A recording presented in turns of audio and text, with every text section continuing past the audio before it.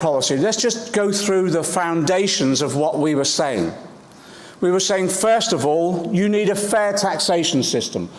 So Labour in government won't just talk the talk, we'll walk the walk when it comes to tackling tax evasion and tax avoidance. And let me tell you this, when we go back into government, there'll be no more Google deals where they only pay a tenth of what they owe. We'll make sure those who are implicated in the Panama leaks are brought to book, and we'll close down the tax havens, and we'll stop the City of London being used at possibly one of the largest tax havens on the globe. That will be our fair taxation system. But we also learned a lesson from this union. This union for years now has been arguing that what we need now is long-term investment in an industrial strategy.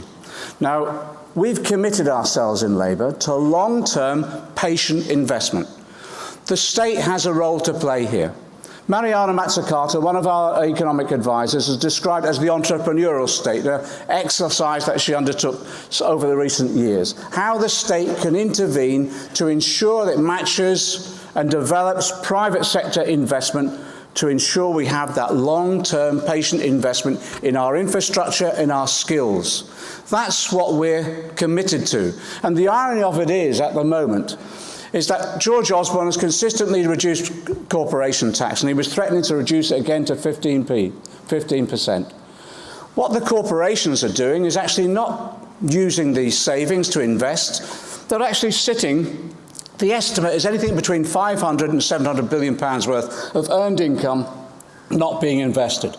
What we were committed to is long-term patient investment from the state that would match that and draw that funding out in jobs, in infrastructure, and in skills. And in that way, we would rebalance our economy. We would tackle all those areas that feel left behind at the moment as a result of losing traditional jobs and not making up in terms of the modernisation of our economy.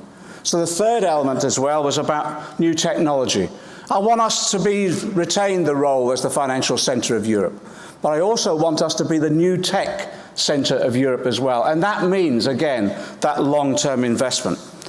But above all else as well, if we're going to have a share in this prosperity for everybody, that means, yes, fairness at work. How do you achieve fairness at work? Well, you know. It's about ensuring that we have trade union rights. All we're asking for in this country is for a government to abide by the ILO conventions, to enable us to have trade union freedom once again.